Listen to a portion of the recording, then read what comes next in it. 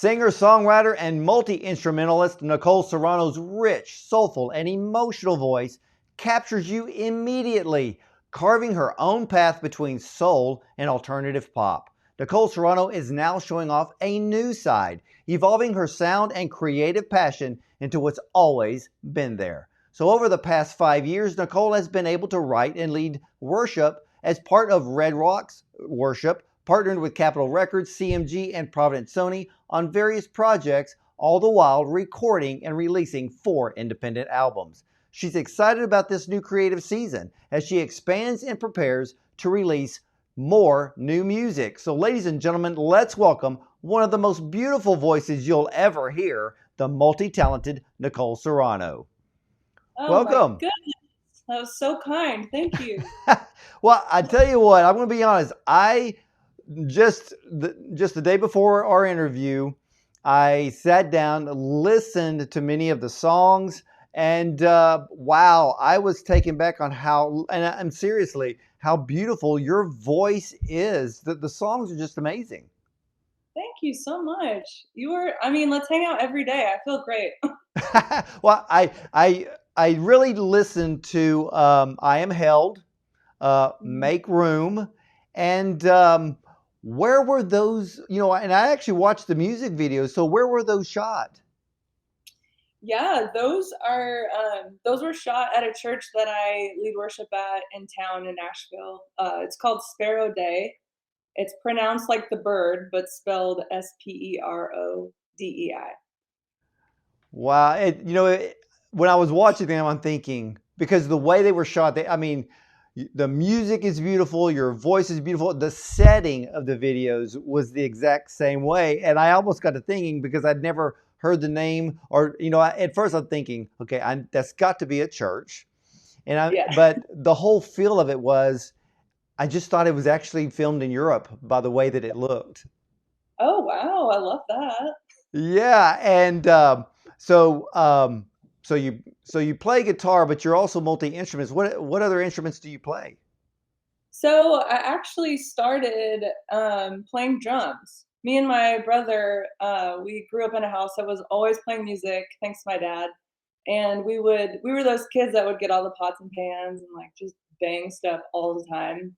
Drove my mother insane. But yeah, started on drums, moved to piano and guitar and other random things I'll probably never play, like clarinet and saxophone. but but yeah, I love all the instruments and love the challenge of learning something new.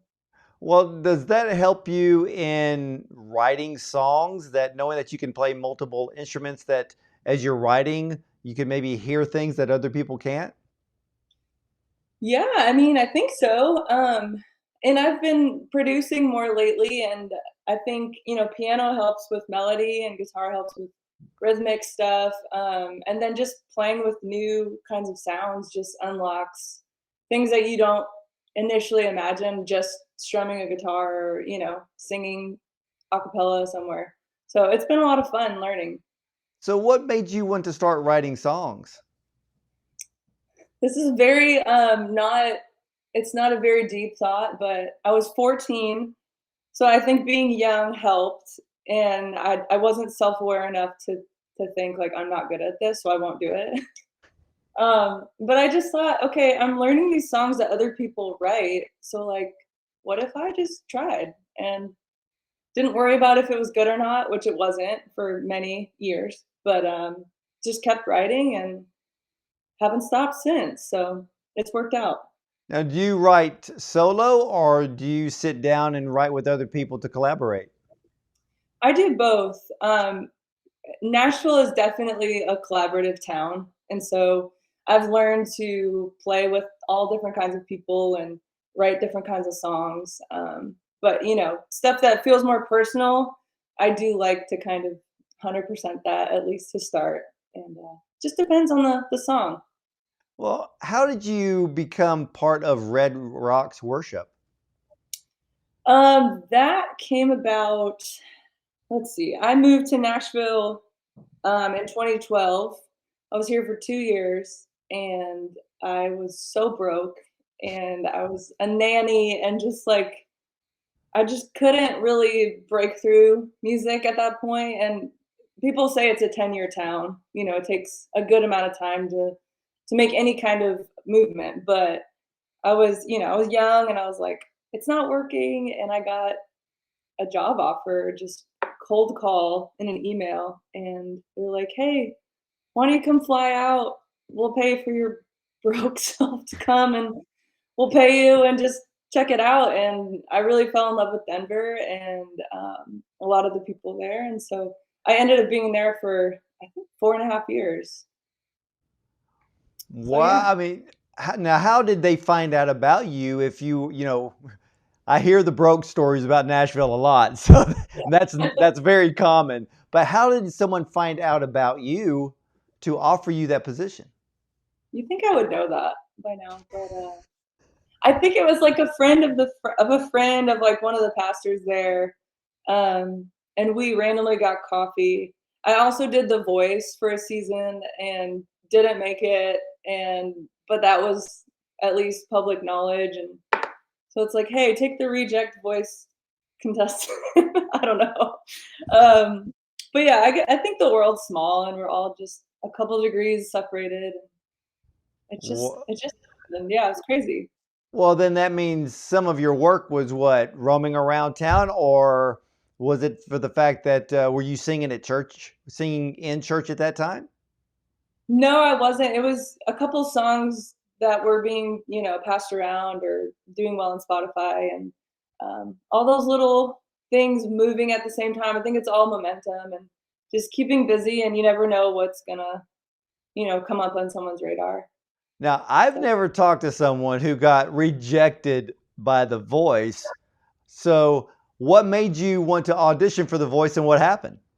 oh man, I got a random like I thought it was a prank call. I thought one of my friends was being a jerk, like, "Hey, we discovered you and like come to LA."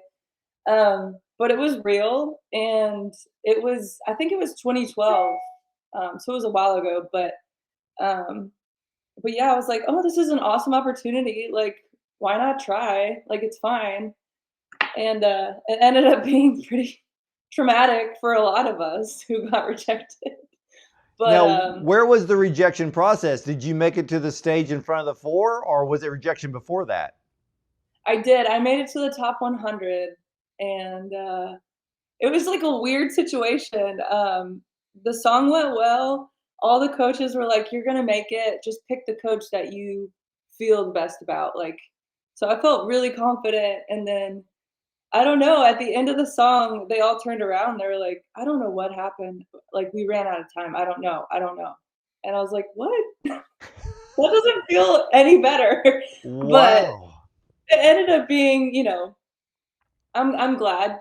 I'm glad that that didn't work out, truly. I was not glad for a couple years, but now I'm happy to be independent and doing my own thing, so Well, then let me kind of dive in a little bit deeper on that. So, was it that traumatic that did it make you feel less than? And then have oh, and was it a mental fight for 2 years? Because I've heard some horrible stories, especially on the other side of things when it comes to American Idol. oh my god, yeah. I mean, yeah, we were all a lot of people I met there, we were all young 20s, and, like, we all thought we were, the world was our oyster, and, like, this was gonna be our moment, and they build it up, and I think that's good. But once you face rejection, or if you're like a big fish in a small pond, and then you're like on this national stage, and like 1,000 other people are way better, or just the right fit for that moment. You know what I mean? So yeah, it was definitely a head game for me for a while. Of like, I'm not good. I don't know how to sing. I don't know how to play guitar. Like, but eventually I found my way, and um, but some of my friends from then, like, they never sang again. Like, they stopped singing, and so that kind of thing really does mess with a person. But yeah, That's in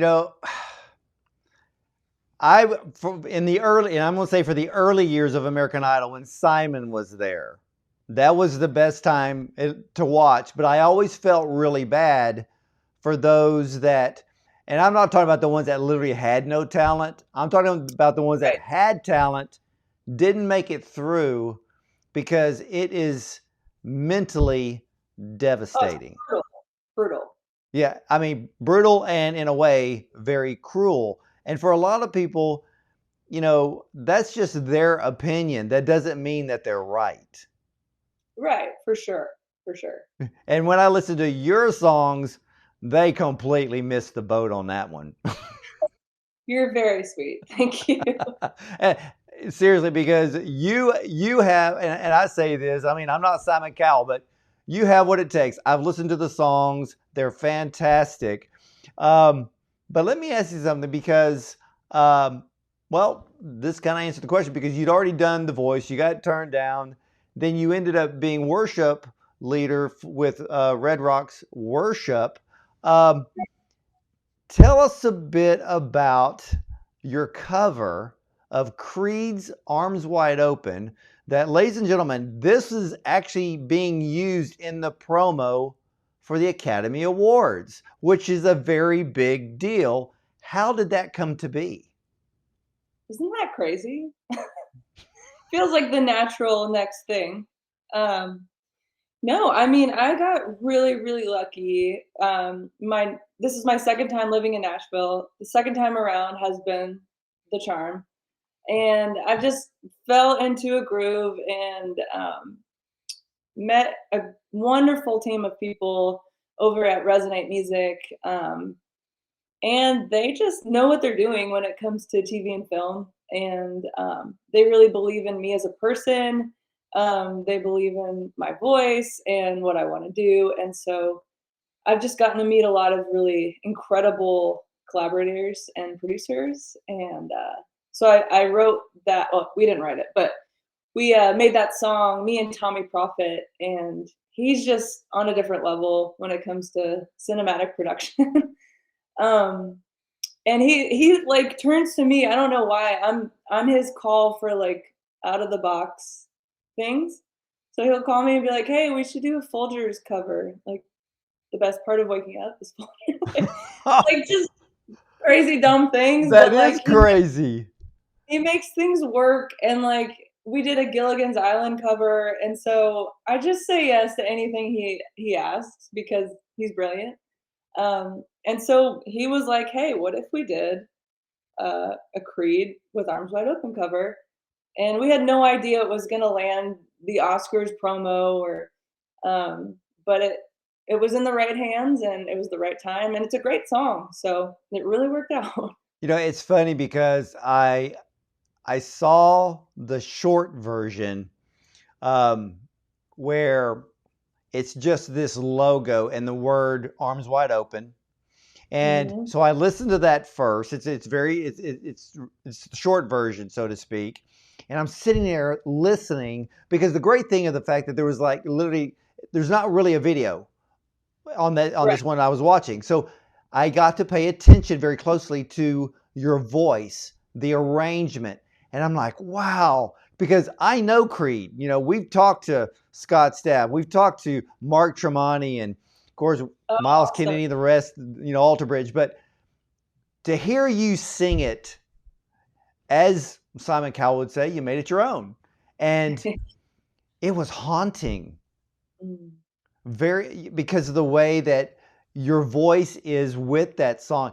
If Creed had never recorded that song and that was your song, nobody would know any different. I mean, you literally Yeah. made it your own. But then I saw a video. I think it was the same song used with, looked like, motorcycles, and I saw that. But then I found the Oscar promo, and this is the kicker of your version of Arms Wide Open. That is then when I heard and saw where that song just made cinema come alive. Yeah. Isn't that crazy? It it literally is crazy. And to see it placed in a different format, and in Mhm. that Oscars promo, it worked. I mean, I don't think they could have found a better song. I know when we first got the email saying they were gonna use it, I was like, that one? but but yeah, once you see like Leonardo DiCaprio, wow, DiCaprio's face, and you see like all these like movie snippets, you're like, oh my god, that was perfect. So again, they really know what they're doing. Yeah, because it was funny because as I was watching, like, they showed the movie clips in the promo. And then as your version of Arms Wide Open is playing, it's just, you were ready to see the song being used in a film. Like it's going to be part of a soundtrack. And I think that when people, if they really focused on the promo like you and I do, you're almost wondering what movie is that song from? That's how good your rendition is. Thank you. Seriously. And like Tommy Prophet, I mean, he's just a wizard, and I cannot speak more highly of him. And I want to make a million more covers like that with that guy. Well, I think you're in definitely good hands because I actually spent some time looking up Tommy Prophet to see his other work. And yeah, I can see where both of you work very, very well together, combining the talents because there's just magic there. Thank you. I appreciate that. Now, let me ask you this. Are you, should be the real question, are you making a transition from worship music to pop and rock? I definitely am. Yes. Is it difficult? No. So I've been a pastor's kid most of my life, and I think every pastor's kid has their own little thing where they have to figure out what am I going to do and in what space is it going to be and am I okay with that? And because you get a lot of the religious speak, and if you do something for God or for the church, like it's somehow a little more special or blessed or whatever, anointed, whatever those words are.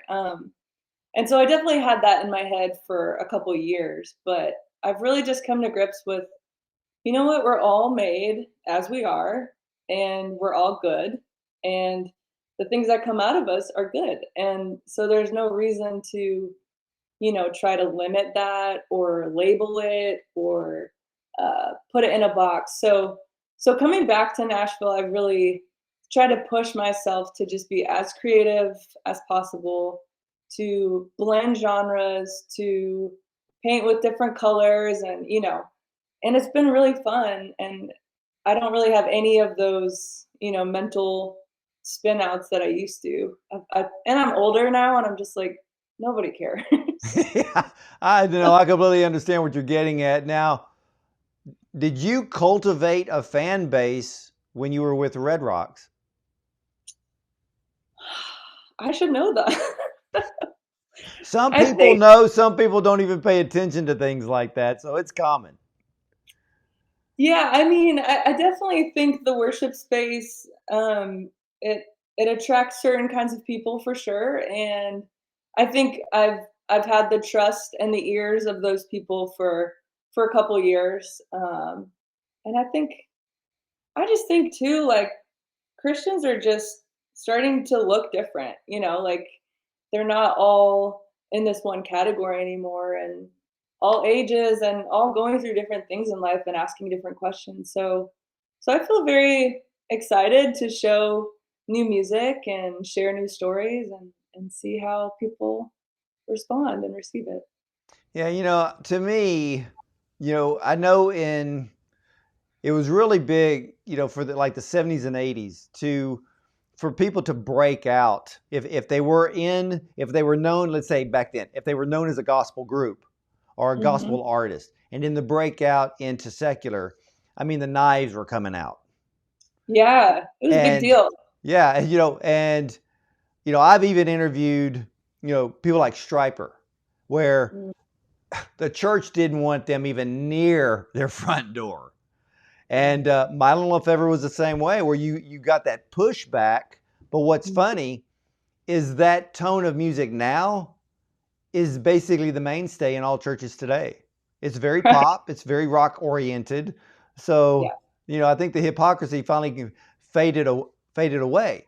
On the other Yeah. side of that coin, too, with art, with contemporary Christian artists, maybe moving into pop or rock, I don't see anything wrong with that due to the fact that you're there to let your light shine. Mhm. And, you know, I've produced rock TV shows. Most of our guests were heavy metal.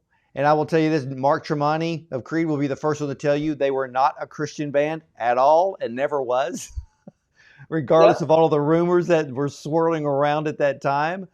But Yeah. people were asking, even at church, people were asking me because they knew that we were going backstage with all these heavy metal bands, and the funniest reaction is, "Man, that's just so cool."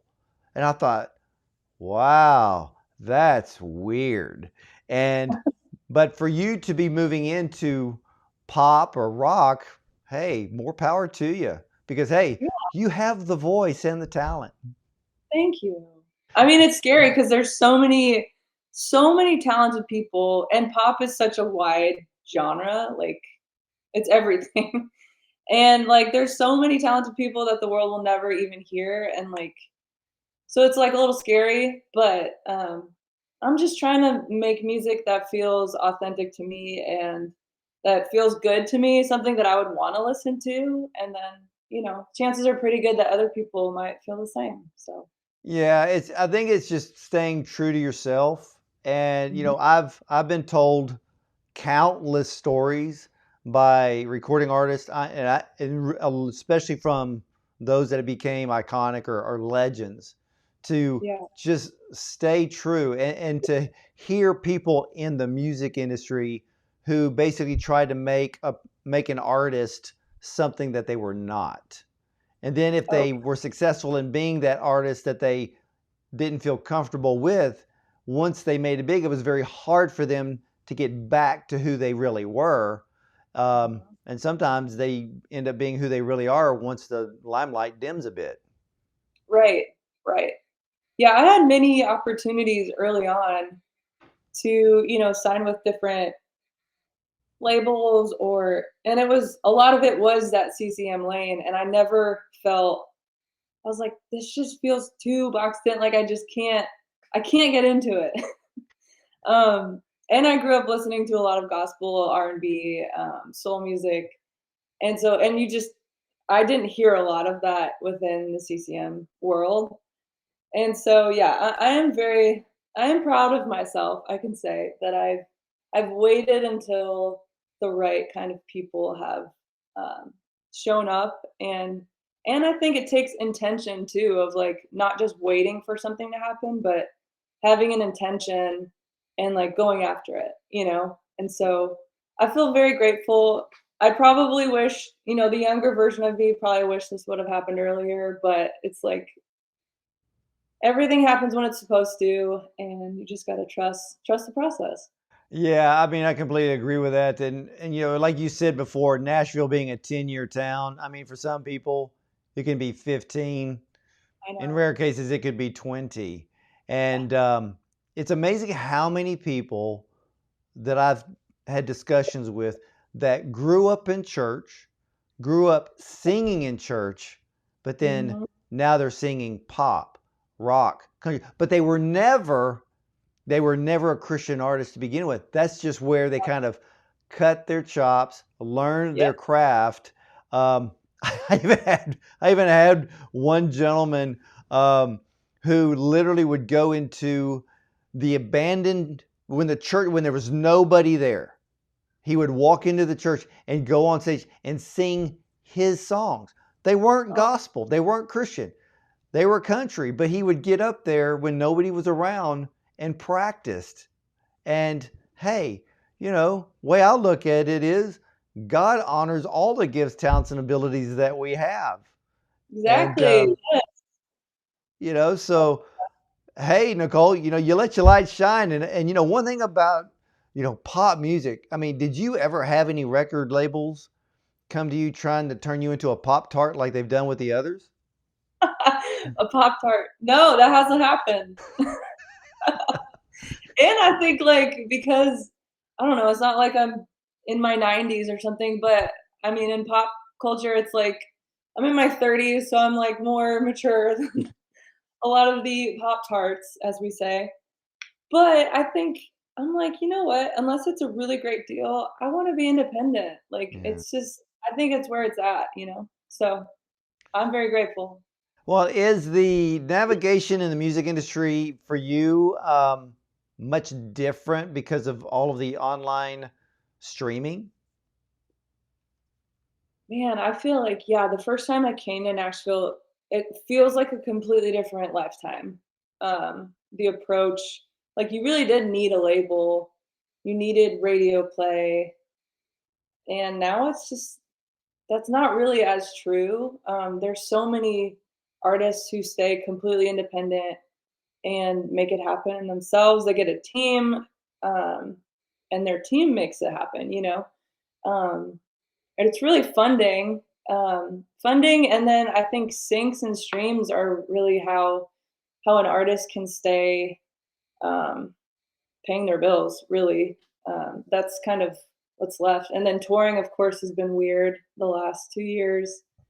So I think it's been good to learn how to kind of get a little scrappy and get intentional with what you have already and just make it work. So Yeah, it's it's always I've sat down backstage, talked to artists firsthand, and they I mean I had one band tell me, we tour Europe for a reason so we can make a living.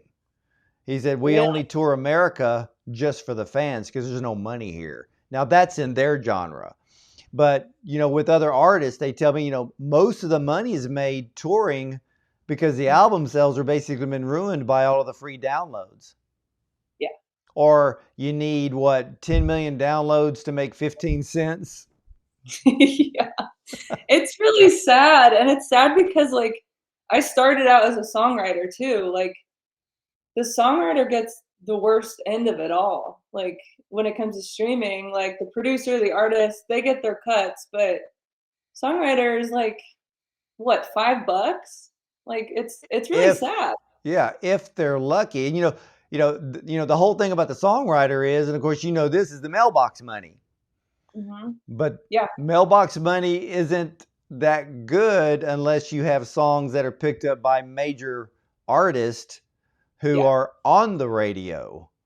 yes. But Yeah, I see. I've talked to independents now that are doing very, very well. Yes, they get millions of plays on Spotify, but most of the money is going to be made touring and doing other things as well. I mean, for you, is it difficult to create your own brand? yeah, I feel like I'm also pretty dense when it comes to that because, like, I could sit and write songs all day and be creative in that way, but when it comes to, man, I'm a bad millennial. Like, I hate being on social media. I'm like, nobody cares. So I need to get a new mentality about it.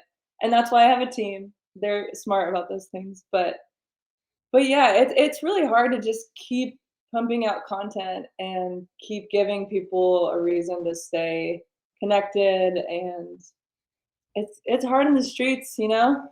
Yeah, it is. During the pandemic, I was talking to quite a few artists, and some of them, and it's mostly the younger artists.